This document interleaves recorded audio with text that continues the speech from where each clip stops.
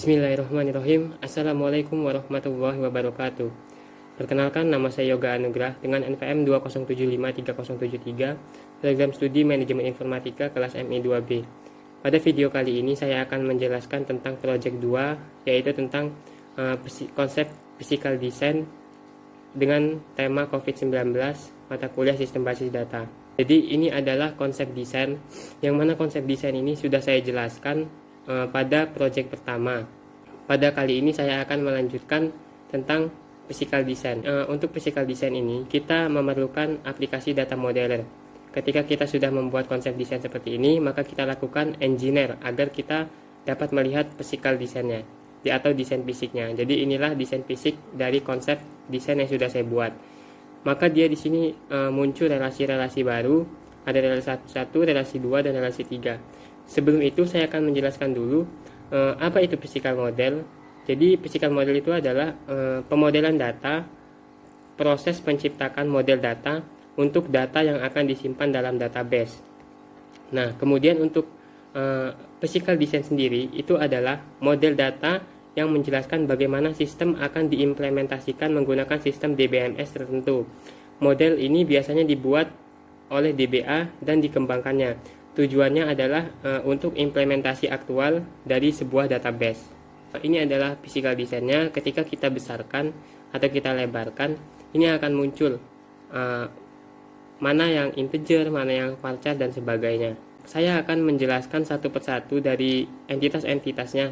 Yang pertama itu ada entitas pasien dengan atribut ada ID, nama, usia, tempat tanggal lahir, golongan darah, alamat, dan nomor handphone. Nah, ini adalah sebuah physical modelnya. Kemudian dengan physical model dan konsep desain ini, saya akan bisa mengimplementasikan ke dalam bentuk tabel. Yang mana pada entitas pasien ini ada jenis kunci primary key dengan kolom nama ID dengan opsionalitas bintang. Kemudian untuk kolom nama-nama, usia, tempat tanggal lahir, golongan darah, alamat, dan nomor handphone itu adalah atribut yang mengikuti. Jadi untuk opsionalitasnya sama, yaitu bintang. Kemudian kita implementasi lagi ke dalam bentuk tabel yang berisi data. Itu ada ID, nama, usia, tempat tanggal lahir, golongan darah, alamat, dan nomor handphone. Nah, untuk penginputannya ini saya ID-nya ada 1122 dan dengan nama Yoga, kemudian dengan usia 18, tempat tanggal lahir Kota Bumi 1 bulan 9 2002, golongan darahnya belum diketahui, untuk alamat Kota Bumi dengan nomor handphone 0895 blank blank blank. Begitu juga dengan yang kedua. Lanjut untuk physical model dokter, ini untuk entitas dokter itu ada atribut NIP, nama, nomor handphone, alamat, dan email. Kemudian untuk physical modelnya ini sama, ada NIP dengan integer, nama varchar, nomor handphone integer, alamat varchar, email varchar. Lalu kita implementasikan ke dalam bentuk tabel. Yaitu untuk entitas dokter ada jenis kunci primary key dengan kolom nama NIP dan opsionalitas bintang. Lalu di sini ada 2 foreign key, yaitu pada kolom nama, nomor handphone, dan email. Dengan opsionalitas bintang itu jenis kuncinya ada foreign key. Kemudian untuk atribut nama dan alamat itu adalah atribut yang mengikuti dengan opsionalitas bintang. Kemudian kita implementasikan lagi dalam bentuk tabel yang berisi data. Di sini ada NIP, nama, nomor handphone, alamat, dan email. Selanjutnya adalah kita inputkan untuk NIP-nya berapa, namanya siapa, nomor handphonenya berapa, alamatnya di mana, dan emailnya apa. Lanjut, saya akan menjelaskan tentang physical model untuk entitas rumah sakit. Untuk entitas rumah sakit ini ada atribut ID rumah sakit, nama, alamat, nomor telepon, dan email. Selanjutnya kita implementasikan ke dalam bentuk physical design atau physical model. Ya, di sini ada ID rumah sakit integer, nama, alamat itu varchar, nomor telepon itu integer, email adalah varchar. Nah, pada entitas rumah sakit kali ini dia tampil relasi-relasi baru. Kemudian dari relasi ini kita bentuk menjadi kita implementasikan ke dalam bentuk tabel. Yang mana dalam rumah sakit ini ada jenis kunci primary key untuk kolom nama ID rumah sakit dengan opsionalitas bintang, dan di sini ada jenis kunci foreign key untuk kolom nama, nomor telepon, dan email. dengan opsionalitas bintang. Nah, untuk atribut nama dan alamat itu opsionalitas bintang, ini atribut yang mengikuti. Selanjutnya kita implementasikan kembali ke dalam bentuk tabel yang berisikan data. Di sini ada ID rumah sakit, nama, alamat, nomor telepon, dan email. Lanjut ke entitas vaksinasi. Di entitas vaksinasi ini ada atribut nomor vaksinasi, ID pasien, nama vaksin, jenis vaksin, harga, dan tanggal vaksin. Ya, ini ada ketika kita engineer, dia akan muncul nomor vaksin itu integer, ID pasien integer. Untuk nama vaksin, jenis vaksin, harga, tanggal vaksin ini ada varchar. Kemudian kita lanjut, kita implementasikan ke dalam bentuk tabel. Sebelum itu, saya akan menjelaskan dahulu apa itu PK dan VK dan FK. Kalau PK itu adalah primary key. Itu merupakan istilah yang sering kita sebut sebagai kunci utama pada field tertentu di dalam sebuah tabel, yang menjadi acuan yang dapat dipakai untuk mendefinisikan sebuah baris data. Sedangkan foreign key itu merupakan suatu atribut pada tabel yang menunjukkan relasi hubungan ke tabel induknya. Pada entitas vaksinasi ini ada jenis kunci primary key atau PK untuk kolom nama nomor vaksinasi dan opsionalitasnya bintang, dan jenis kunci foreign key untuk kolom nama ID pasien dan opsionalitas bintang. Kemudian untuk kolom nama atau atribut nama vaksin, jenis vaksin, harga, dan tanggal vaksin itu adalah atribut yang mengikuti, itu untuk opsionalitas bintang. Selanjutnya kita implementasikan kembali ke dalam bentuk tabel yang berisikan data, yang mana di dalam tabel tersebut ada nama vaksinasi, ID pasien, nama vaksin, jenis vaksin, harga, dan tanggal vaksin. Selanjutnya kita akan menjelaskan tentang physical model pemeriksaan. Untuk entitas pemeriksaan, ini ada atribut nomor periksa, ID pasien, usia, tempat tanggal lahir, dan tanggal periksa. Ya, ini adalah hasil dari engineer dari konsep data tersebut. Kemudian kita implementasikan kembali ke dalam bentuk tabel, yang mana dalam entitas pemeriksaan ini ada jenis kunci primary key untuk kolom nama nomor periksa dan opsionalitasnya bintang. Kemudian untuk jenis kunci foreign key, ini ada ID pasien untuk opsionalitas bintang, dan kolom nama ada usia, tempat tanggal lahir, dan tanggal periksa itu opsionalitas bintang adalah atribut-atribut yang mengikuti. Selanjutnya kita kembangkan kembali ke dalam implementasi dalam bentuk tabel yang berisi data, yang mana di sini ada nomor periksa, ID pasien, usia, tempat tanggal lahir, dan tanggal periksa. Selanjutnya ini adalah physical model rapid test atau entitas rapid test. Untuk entitas rapid test ini ada atributnya, ada ID test, nomor periksa, ID pasien, usia, dan golongan darah. Kemudian kita engineer ini di sini kelihatan ada mana yang integer dan mana yang karakter. Kemudian kita implementasi kembali ke dalam bentuk tabel.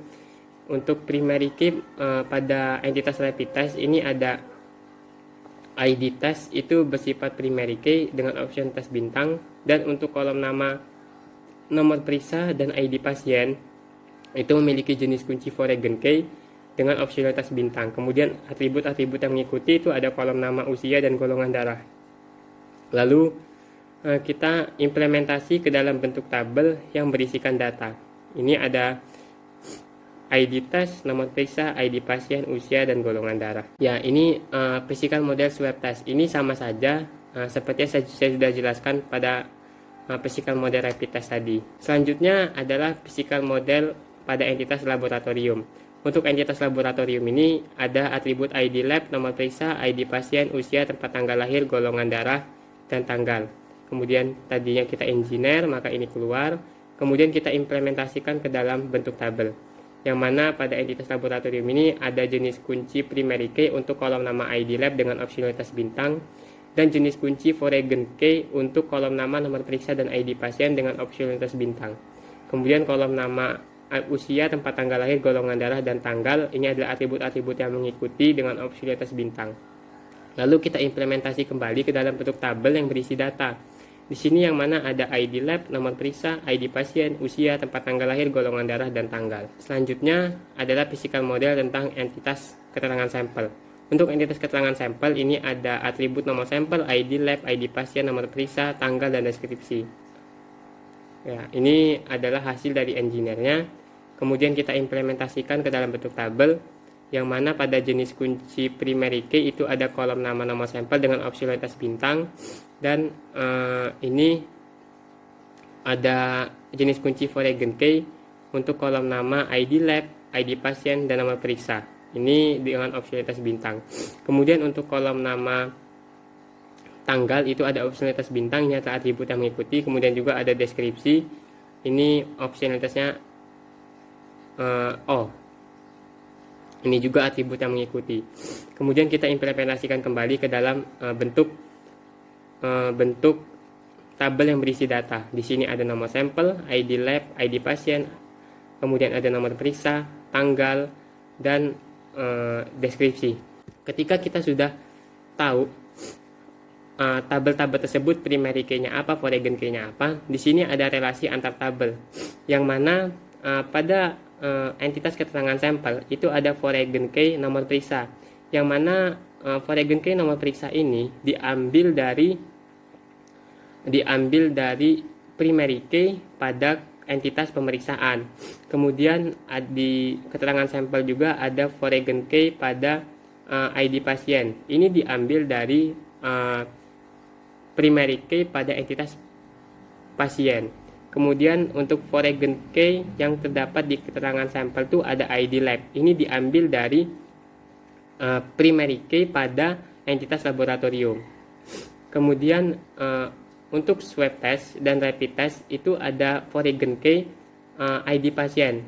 Sama, ini diambil dari primary key pada entitas pasien. Kemudian ada nomor periksa, ini diambil dari primary key pada entitas pemeriksaan. Kemudian pada entitas laboratorium itu ada foreign key yang pertama ID pasien, ini diambil dari primary key yang terletak pada entitas pasien. Kemudian yang kedua itu ada foreign key untuk nomor periksa, itu diambil dari primary key pada entitas pemeriksaan. Selanjutnya ini pada entitas pemeriksaan itu ada foreign key ID pasien, ini diambil dari primary key pada entitas pasien. Dan yang terakhir ini ada foreign key untuk ID pasien pada entitas vaksinasi, ini diambil dari primary key pada entitas pasien. Ya, setelah kita buat semua, setelah kita tahu semua tadi masing-masing tabel datanya, kita implementasikan tabel datanya. Kemudian ini saya buat juga implementasi keseluruhan tabel, yang mana ini adalah implementasi keseluruhan menjadi satu tabel dengan tema di sini COVID-19.